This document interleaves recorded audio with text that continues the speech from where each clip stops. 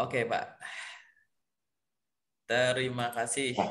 Oke, Pak Imam, saya mau bertanya nih, Pak. Secara general, secara umum, yang masih Bapak bingungkan atau bingung tuh belum tentu nggak bisa ya, Pak. Yang masih Bapak Betul. bingungkan terkait dengan CV, baik itu yang sudah Bapak tahu infonya atau enggak apa, Pak? Mungkin nanti kita bisa saling koreksi atau saling ngobrol apa gitu, Pak. Oke. Terkait CV ya, Pak? Ya, Ya. secara umum. Mungkin saya juga lebih pengen ada input aja sih untuk CV yang lebih lebih berkualitas dan memang lebih rapi lah. Mungkin Oke, seperti apa yang bisa dianggap lebih profesional. Mungkin perlu oke, masukan dan inputan juga mungkin oke, dari baik, teman-teman yang memang udah eh, biasa rekrut gitu kan baik. dari HC atau seperti apa. Nah itu bukan bingung sih, mungkin lebih ke Lebih ke sharing aja ya Pak ya. Cara update. update CV Betul, kan definisi CV mungkin saya betul, bisa bilang gini kali ya Pak ya. Definisi CV bagus 10 tahun yang lalu, 5 tahun yang lalu, mungkin betul. sekarang itu Akan kan pasti berbeda. berkembang. Ya, Ya. betul. Dan memang kan setiap HC ya HR-nya itu juga berbeda-beda gitu kan untuk penilaiannya gitu kan. Ada yang eh, memang bukan hanya dari CV atau memang tok hanya CV aja yang benar-benar mencerminkan kualitas gitu kan. Itu kan hanya sebagai opening lah gitu kan Ya, untuk bisa dipanggil gitu kan untuk CV itu gitu kan. siap Lebih ke Pak. situ sih Siap. gitu. Kita mungkin gini Pak, biar obrolan kita berurutan gitu ya. Saya bahas secara general terkait yang ada di CV Bapak tanpa menyebutkan bagian-bagiannya gitu ya Pak ya. Saya definisi Oke, umum. Jadi mungkin di situ Bapak bisa sambil buka CV mungkin CV ya. ya. Bisa sambil buka nggak Pak? Atau mungkin kalau Eh, misalkan tidak bisa, Bapak masih ingat lah posisi-posisinya lah gitu ya. oke ya masih sih masih. Masih ingat ya posisi-posisinya. Jadi biar saya aja yang buka dari sini ya Pak ya. Pertama, CV itu intinya gini Pak. CV itu yang penting informasi intinya, kata kunci. Karena kata kunci ini nanti akan mewakili karakter si kandidat yang akan dicocokkan dengan kriteria posisi yang nanti akan diisi, yang lock and key, klik Oke. gitu Pak. Intinya kayak gitu. Pasti Bapak sudah paham. Nah, saya bahas yang ada di dalamnya. Yang jadi fokus kita gini Pak. Kalau kita adalah seorang fresh graduate, Betul. yang dicari itu keseimbangan antara prestasi akademis dan non-akademis. Ibaratnya, Hmm. saya baru lulus nih, terserah tingkat pendidikan apa. Yang pamer tuh kayak gini loh, nih loh saya berasal dari sekolah bagus, nih loh nilai akhir saya bagus, tapi di luar itu saya juga ada prestasi non-akademis loh, saya pernah magang ini itu, pelatihan ini itu, saya ada prestasi ini itu gitu. Inilah keseimbangan ini yang dicari secocok mungkin, sesempurna mungkin dari seorang fresh graduate gitu Pak. Secara simpelnya tuh gitu. Kenapa ya? Sekarang bisa dilihat IPK nggak bagus-bagus amat misal anak kuliah. Tapi organisasi, kepanitiaan, training, prestasi juga nggak ada mungkin. Lah, Anda kuliah ngapain aja? Ibaratnya gitu ya Pak ya.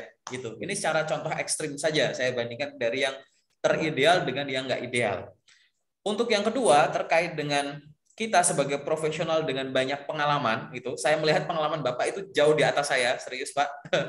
Di situ kita Oh, harus sadar bahwa saya bukan HR, saya user, tapi saya membaca buku HR mungkin sama seperti Bapak banyak membaca bukunya gitu. Jadi kita lebih sifatnya sharing ya Pak ya. Seorang profesional kerja itu yang ditonjolkan atau yang dilihat itu dua, Pak. Yang pertama itu adalah prestasi di kerjaan sebelum-sebelumnya.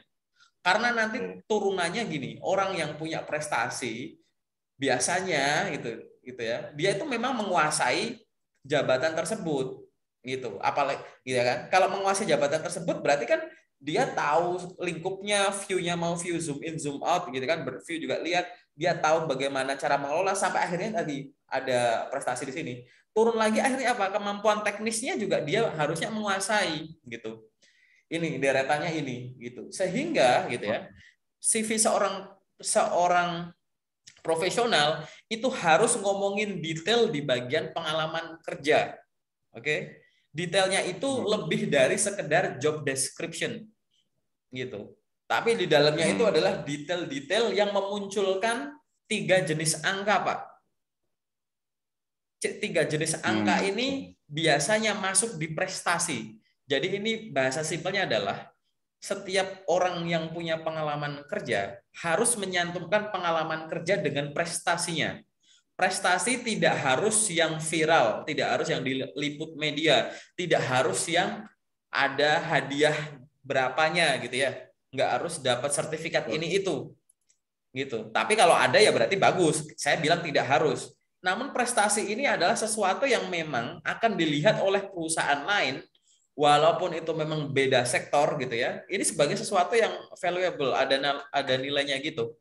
Saya loncat dulu ke prestasi dulu karena saya berbicara dengan Bapak yang punya pengalaman kerja luar biasa. Sehingga apa yang harus ditulis gitu ya. Tadi pasti ada dong yang namanya perusahaan atau instansinya gitu ya Pak ya. Kemudian periodenya kapan. Yang ketiga jabatan kita sebagai apa. Mungkin nanti kalau ada job desk-nya. Nah, kunci pentingnya di prestasi ini Pak. Apa yang bisa kita lakukan? Kita misalkan saya seorang sales, prestasi itu silahkan dikonversi jadi salah satu, salah dua, atau ketiga hal ini, gitu ya. 1, silahkan sampaikan prestasi itu sebagai angka bersatuan. Angka ada satuannya. Bapak ini nggak usah nyatet, video saya upload, Bapak bisa tonton berkali-kali. Seperti itu ya Pak ya. Angka bersatuan itu contohnya seperti ini Pak. Mampu menjual 100 unit motor. 100 unit. Nah, mampu menjual 100 unit motor per bulan. Setiap 1 bulan. 1 bulan, 1 ada satuannya. Angka bersatuan gitu kan. 100 unit angka bersatuan gitu. Mampu menjual sekian eksemplar, mampu menjual sekian bungkus gitu. Itu artinya angka bersatuan gitu. Silahkan prestasi dikonversi jadi angka bersatuan gitu. Atau yang kedua, angka bernilai. Bernilai itu dalam tanda kutip dirupiahin lah paling simpel gitu ya Pak ya, dirupiahin. Contohnya gimana? Mampu mencapai target bulanan senilai 5 miliar. 5 miliar. Bersatuan tapi ini nilai gitu. Biasanya orang tuh mengkombinasikan dua ini gitu.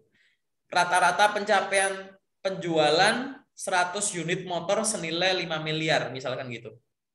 Itu kan prestasi seorang sales daripada cuma menulis mencapai target bulanan selama setahun gitu. Itu bukan seperti itu cara menulisnya. Itu benar-benar profesional itu seperti itu. Saya ulang, yang pertama ada angka bersatuan, yang kedua ada angka bernilai gitu. Yang ketiga, ini yang lebih powerful lagi.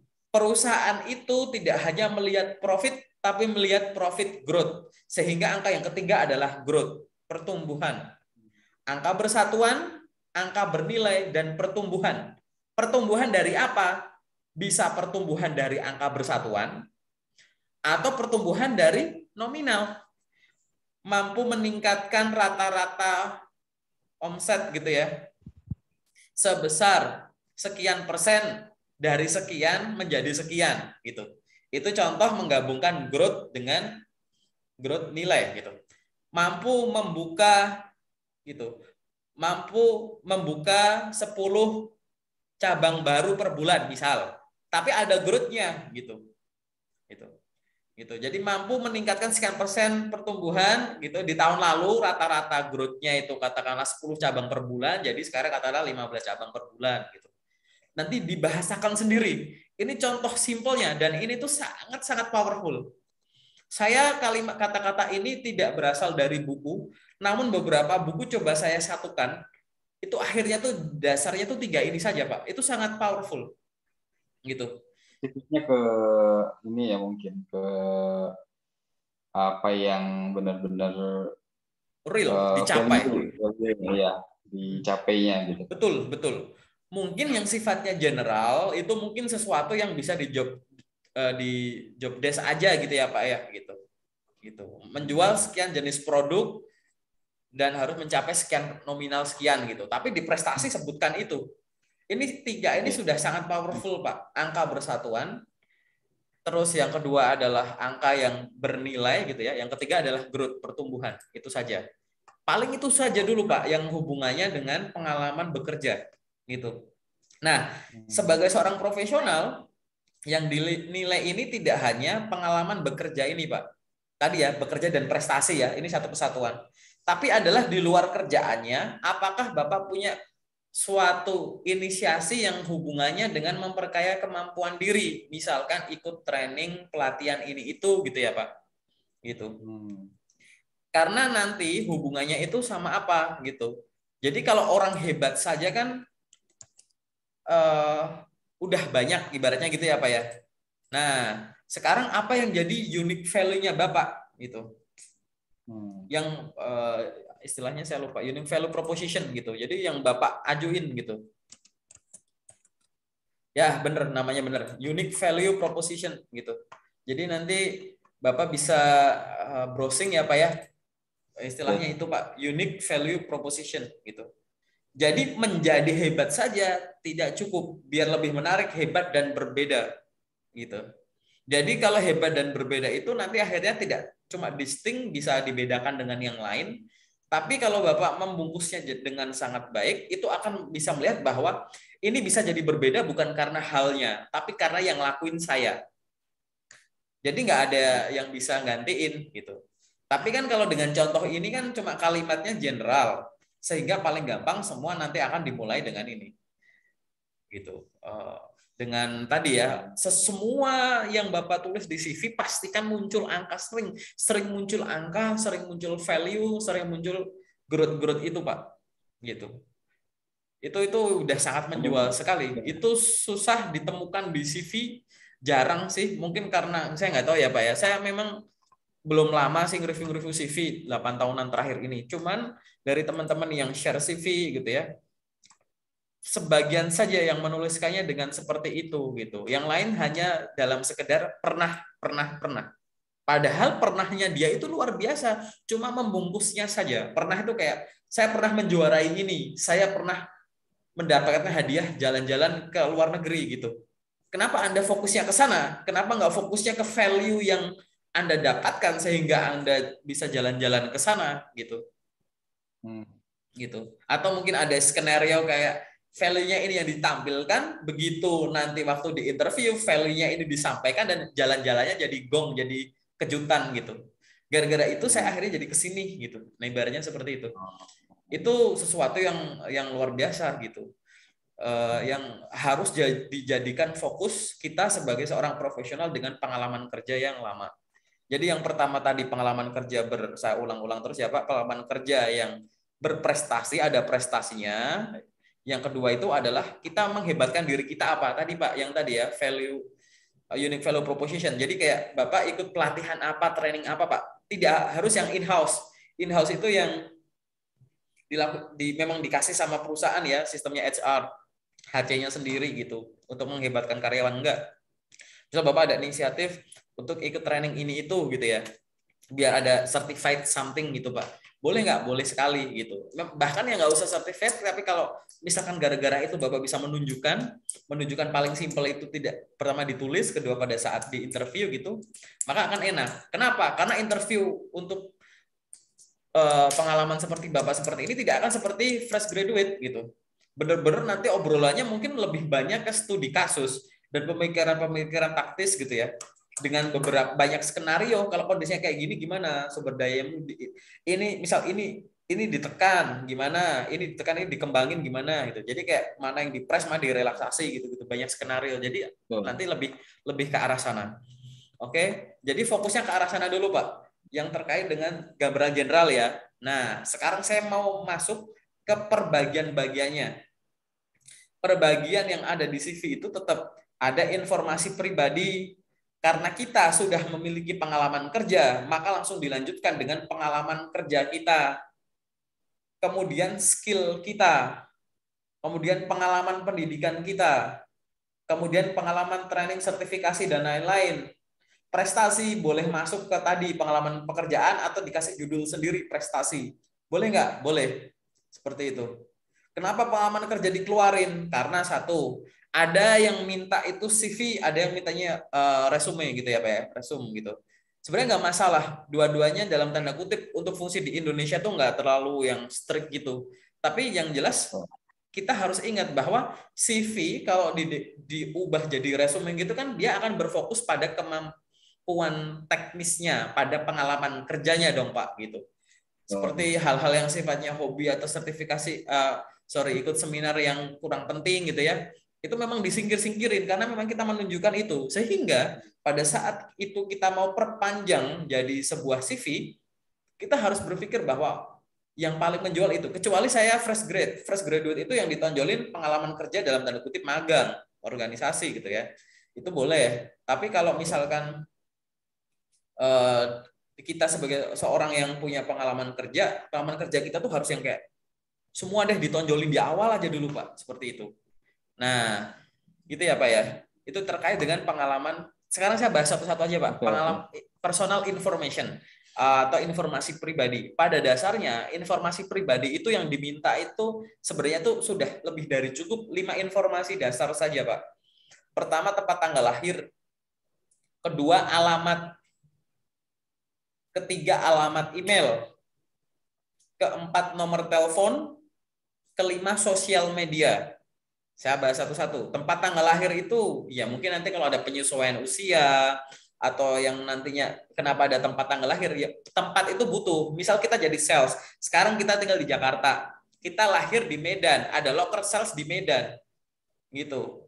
Saya butuh orang yang paham Medan sana, paham medannya, paham jalannya. Saya nggak mau orang yang nggak tahu cara jualan barang, tapi nggak tahu budaya kota itu, gitu kan? Nanti gimana pendekatannya, gitu? Atau di sana saya butuh orang yang tahu wilayahnya. Kalau Anda sebagai orang Jakarta belum pernah ke Medan, nanti Anda ngabisin waktu untuk nyari arah dan lain-lain, gitu. Ada hal-hal yang sifatnya seperti macam itu. Sehingga terkadang unsur tempat tanggal lahir, walaupun tidak selalu fungsinya bukan itu, tempat itu tuh kadang tuh jadi pertimbangan tuh seperti itu. Ini hasil sharing saja ya ke orang-orang yang pernah sharing sama saya yang saya ingat secara nggak langsung kok dalam tanda kutip kebetulan tempat lahir dia dan tinggalnya itu beda, tapi dia diuntungkan dengan menyebutkan itu gitu. Faktor usia tuh di situ. Tapi memang kalau memang seorang profesional Pak, kalau Bapak belajar terkait dengan penulisan CV, tanggal lahir itu nggak perlu. Yang penting Anda bisa ini nggak, itu nggak itu.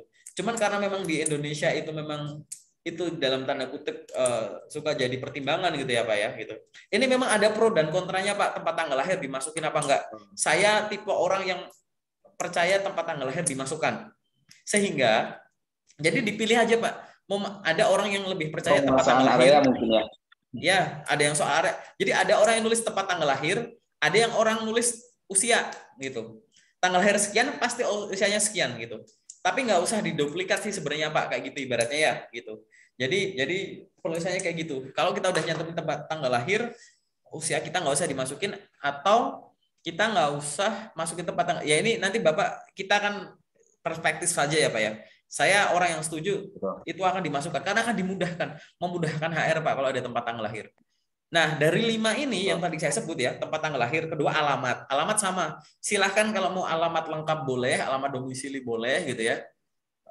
Lengkap atau cuma kayak misalkan kayak Bandung, Jawa Barat, Indonesia gitu misalkan boleh nggak boleh gitu. Itu boleh. Tapi kalau tempat tanggal lahir alamatnya pakai alamat lengkap nggak ada masalah. Ketiga, alamat email. Alamat email pastikan yang aktif, yang responsif. Kita akan dinilai profesional atau tidak berdasarkan seberapa cepat kita merespon. Sehingga kalau untuk fresh graduate, biasanya saya sarankan adalah jangan pakai email kampus. Karena yang bisa terkoneksi dengan handphone adalah Gmail. Gmail kadang udah terinstall di HP gitu ya. Gitu. Takutnya nanti kita dianggap nggak niat untuk ngelamar kerja gitu. Nah, untuk kita sebagai seorang profesional, email pakai Gmail tuh memang menguntungkan. Karena nanti kadang tuh nanti ke depan ya pasti Bapak tahu sendiri lah ya aktivitasnya itu banyak. Jadi silahkan masukkan email yang Bapak paling aktif.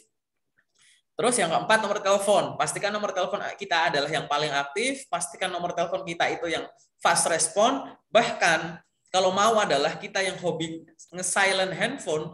Kalau di tengah periode kita pencarian kerja kita memang ngelamarnya tuh di banyak sekali tempat yang ada kemungkinan orang akan menghubungi kita, nggak tahu nelpon lewat WhatsApp, nelpon lewat telepon, kirim SMS, kirim chat, jangan di silent ibaratnya kalau nggak lagi penting-penting amat gitu. Karena kita nggak tahu kapan itu tuh akan datang. Takutnya itu tadi, ada yang dia tuh berburu-buru cepet-cepet cari kandidat itu susah, ada yang memang slow. Nah, lebih baik kita bersiap saja gitu. Sehingga gitu ya, saran yang biasa muncul adalah bagaimana caranya nomor kita adalah nomor yang paling aktif gitu, Pak.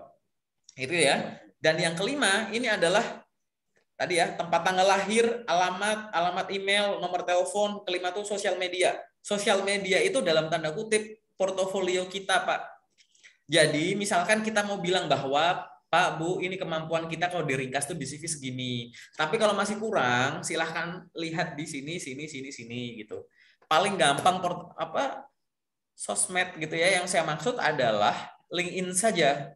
Jadi informasi yang ada di CV itu diekstrak dan ditulis di LinkedIn. Bukan CV kita difilter sedemikian rupa terus diupload, itu salah. Yang benar isi yang ada di dalamnya silahkan untuk di kopas gitu ya Pak. Maaf, mohon izin sebentar saya cas handphone dulu.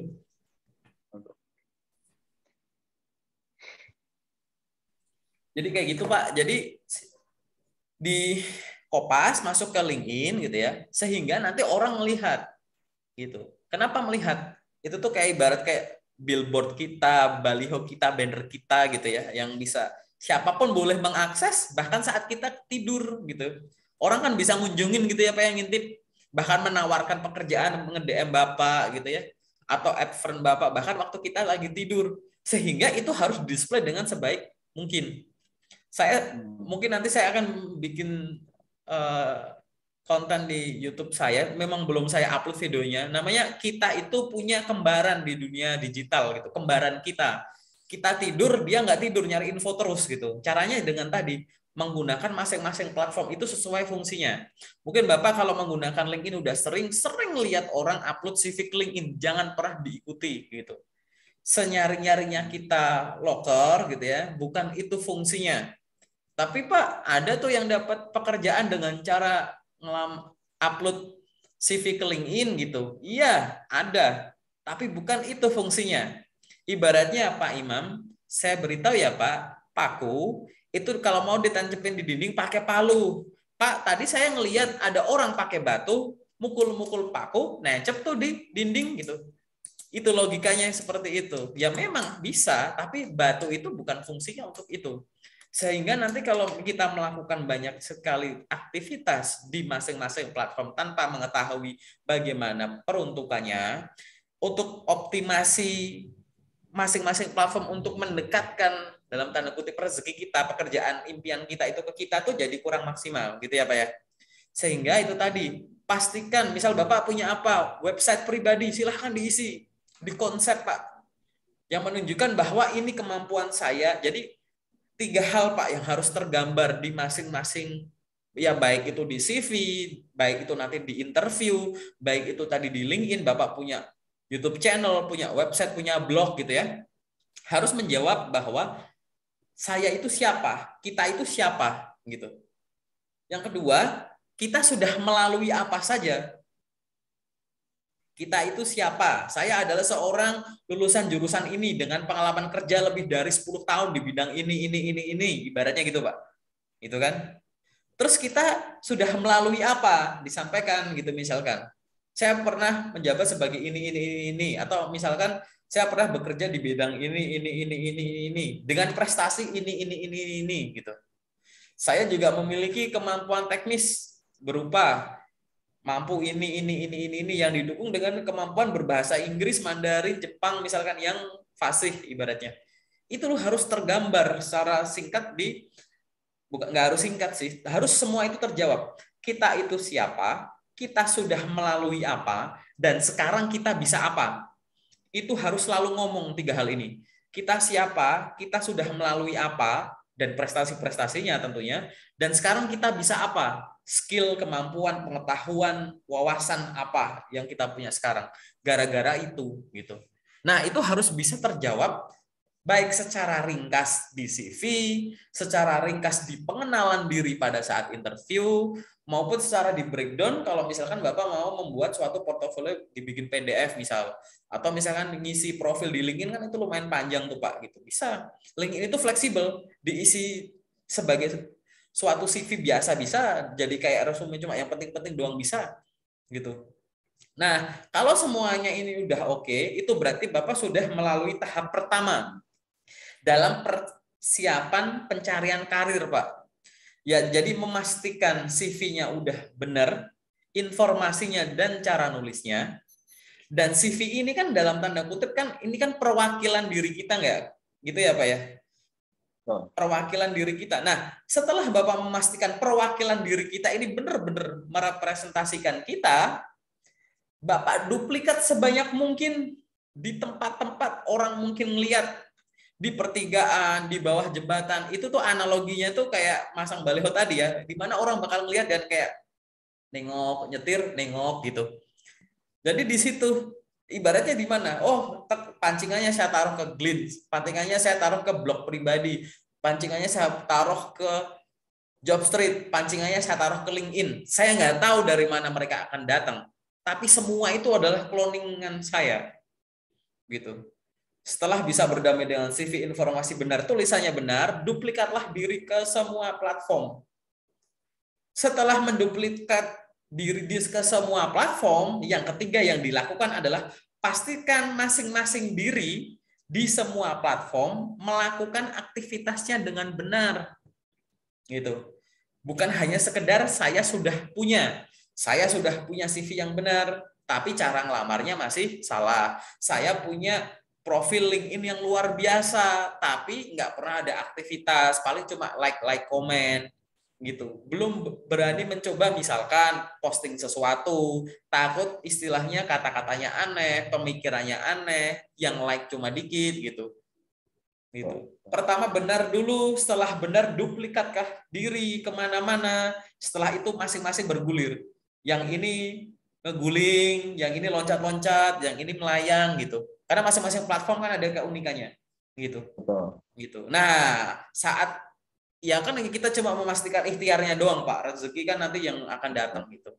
Itu aja, Pak. Makin kita memaksimalkan semua kanal itu dengan baik, itu udah gampang banget sih gitu. Dan saya yakin Bapak sudah paham apa yang saya sampaikan ini karena Bapak sudah berbicara gitu. Saya hanya ingin memastikan saja bahwa tadi ya bagian personal detail cuma 5 info tadi. Tempat tanggal lahir, alamat email, nomor telepon sama sosial media. Selain itu gitu ya Pak ya, saya pribadi menyarankan dihapus saja. Oke, Pak? Tempat tanggal lahir, alamat email, nomor telepon, dan sosial media. Cukup itu saja. Yang lain dihapus saja. Seperti itu. Kecuali memang di requirement di lowongan pekerjaan ditanyakan. Misalkan, pria tinggi badan minimal 165, wanita minimal 160. Boleh di pengenalan diri disampaikan postur badan. Gitu.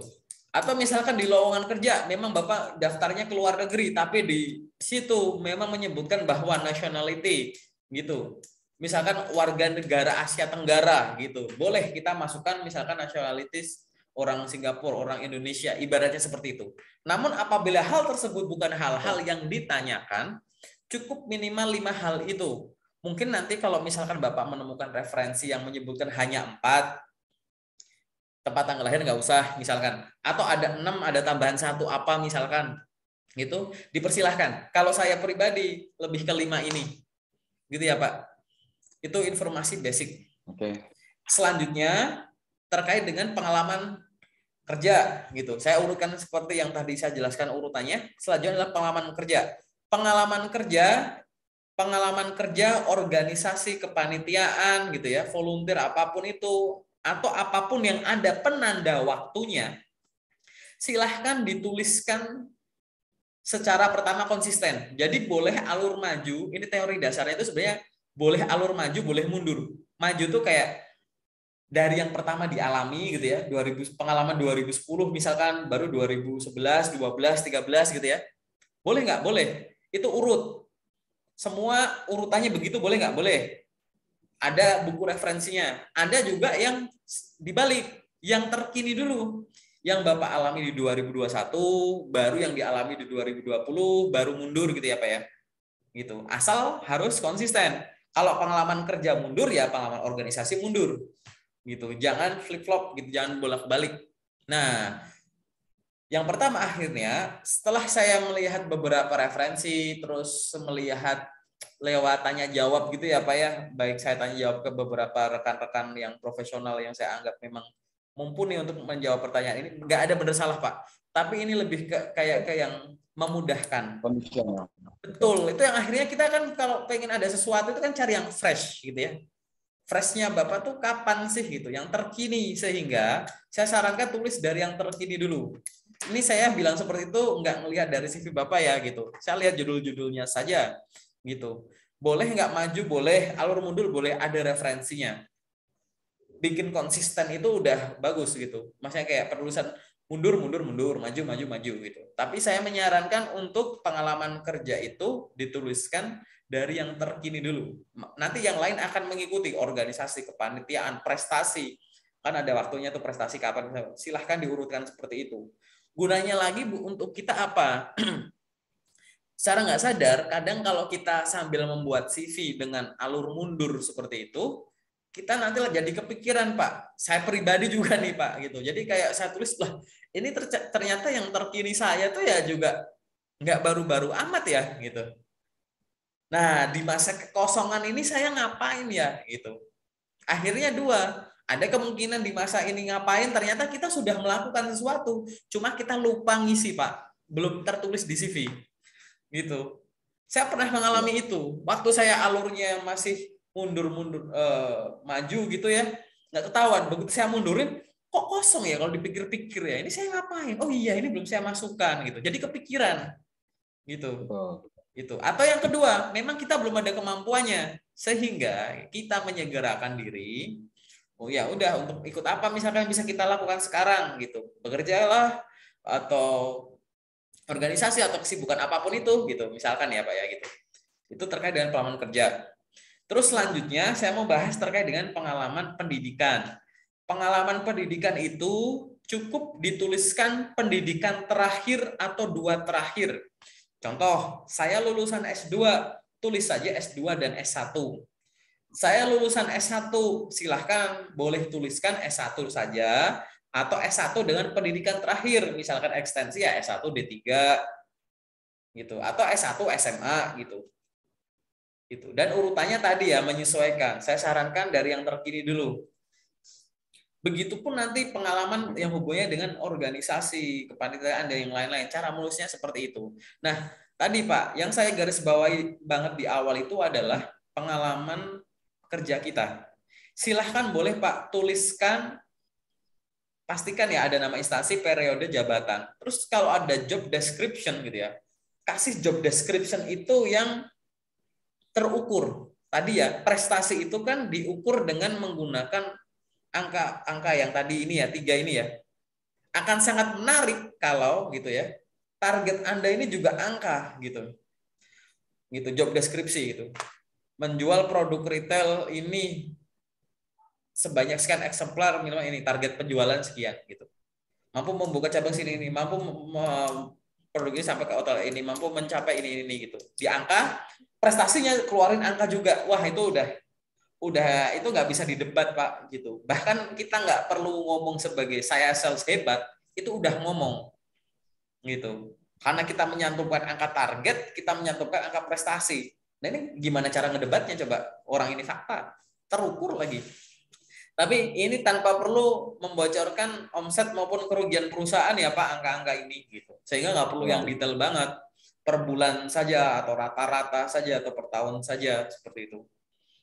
Itu. Jadi caranya seperti itu. Itu malah lebih terukur gitu. Misalkan harus misalkan kemarin tuh ada yang field educator gitu ya. Jadi kayak ngajarin lapangan apa gitu. Ya sebut angka. Targetmu per hari presentasi ke berapa tempat gitu. Harusnya berapa brosur misalkan. Harus ada yang ngisi form berapa, harus berapa orang yang registrasi. Itu jadikanlah job desk berangka tadi. Gitu ya, Pak. Gitu. Saya tidak akan bahas detailnya yang ada di sini gitu. Karena tidak semua job desk itu harus dijadikan angka gitu. Namun saya yakin gitu ya, job desk itu pasti akan ada bisa terukur. Karena targetnya orang punya KPI, KPI kan alat ukurnya gitu ya.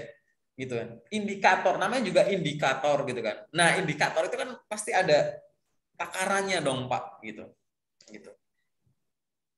Gerakan per kos misalkan, gerakan per keuntungan dan lain-lain gitu. Jadi pasti semua itu saya yakin bisa dikonversi. Caranya gimana? Itu masing-masing kreativitas dari teman-teman semuanya gitu, Pak, terkait dengan pengalaman kerja gitu. Nah, tadi saya bahas terkait dengan keseluruhan, kemudian terkait dengan informasi pribadi, pengalaman kerja, dan pengalaman organisasi. Mungkin sampai di sini ada pertanyaan nggak, Pak? Ya, mungkin yang saya ini kan memang ya advice banget lah gitu kan buat saya kan untuk lebih detail lagi sebenarnya gitu kan. Mungkin yang memang untuk tadi sih saya lebih menarik ke penjelajahan di platform ya, untuk platform sendiri kan sekarang karena kan saya memang kebetulan untuk sebagai job seeker ini baru gencar sekarang karena memang bukan orang yang sering berpindah-pindah lah istilahnya gitu kan. Nah itu yang mungkin yang tadi cara-cara yang mungkin tadi dijelaskan Pak Hadian itu mengenai penggunaan Banyak apa platform ya, Pak. Penggunaan banyak platform yang platform. memang kita bisa mewakili diri kita ke sebagai apa ya platform lain lah gitu kan yang bisa mewakili diri kita itu yang memang sangat dibutuhkan gitu kan karena memang tadi kalau mengenai CV sih saya mungkin ya banyak input dan mungkin juga hal-hal itu kan masih apa ya masih menjadi perdebatan lah atau misalkan perbedaan persepsi lah gitu kan antara perusahaan satu dan perusahaan yang lainnya itu kan pasti berbeda gitu kan untuk itu memang juga bisa jadi masukan yang sangat bagus untuk bisa kita tampilkan yang serapih mungkin dan apa ya realistis lah gitu kan serealistis mungkin gitu kan. Nah memang yang tadi yang saya menarik itu dengan penggunaan sosmed dan digital platform pencarian kerja gitu kan. Nah itu yang lebih mungkin saya Oke, tertarik dan memang harus banyak masukan sih Hadian gitu kan. siap. Saya masuk dulu ya, Pak ya. Kita berangkatnya gini. Cara paling simpel gini, Pak. Bapak coba tulis nama lengkap di Google Search gitu. Atau di Oh, browser, semua browser deh, Google Search, Yahoo Search, Firefox Search gitu. Iseng ngetik nama oke. kita sendiri gitu. Nah, Hmm. saat itu udah muncul apapun pencariannya ya, apapun yang muncul di situ, yang kita lakukan adalah menanyai kita, seberapa mudah kita menemukan salah satu dari akun kita saat kita hanya menuliskan nama kita, Oh, oke. gitu. Bisa dibilang bahwa kalau Bapak aktif dimanapun gitu ya, itu gampang sekali dalam tanda kutip faktor misalkan nih nama saya itu nama unik gitu ya, nama saya itu kata-kata di nama saya itu jarang ada sehingga begitu saya tulis nama lengkap ya langsung menjurus ke saya gitu ya, itu di luar yang kita obrolin ya Pak. Yang kita bilang itu adalah gitu ya, kita Ya, pengen mengukur seberapa terkenal kita, seberapa dikenal kita oleh engine kita. Itu cara ngukur apa sih gitu? Paling betul. simpel itu adalah cara ngukur seberapa aktif kita di sana, Pak. Orang yang main Betul. SEO, SEM itu ibaratnya gitu ya. Itu adalah orang yang dalam tanda kutip berusaha biar apa yang mau dia optimasi itu pada saat orang ngetik apa itu yang disugesti muncul awal. Sehingga orang ini kan akan Hmm.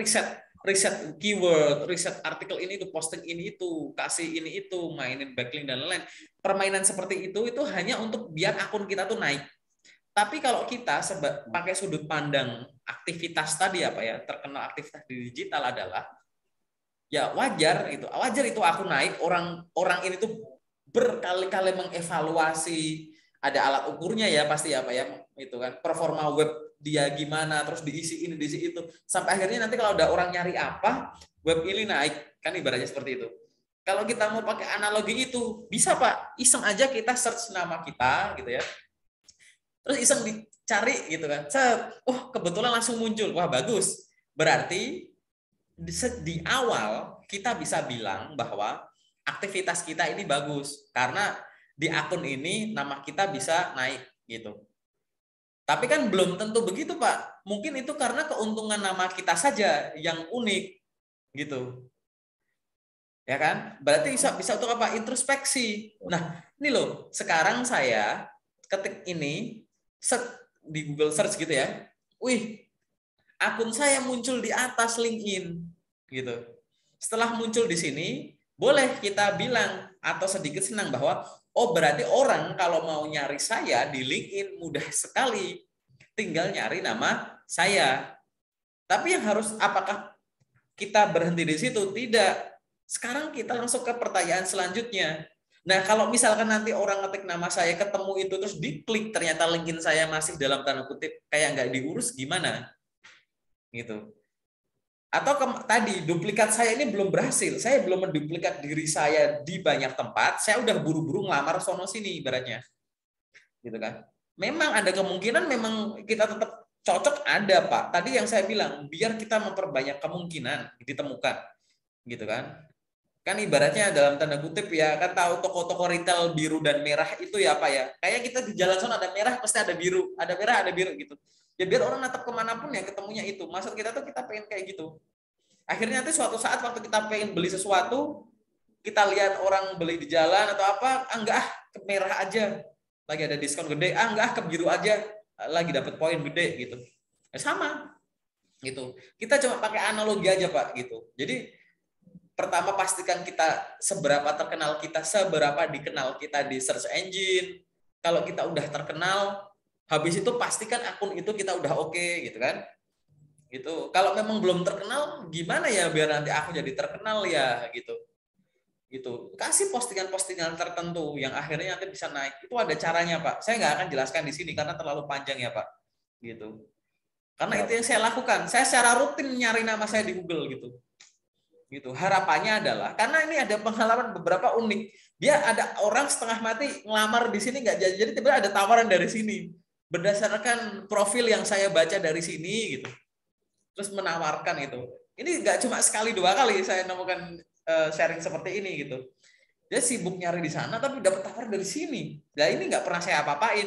Saya bagusin aja. Nah bisa dibayangkan hanya dibaguskan tanpa aktivitas. Ada yang terinfo dari sana.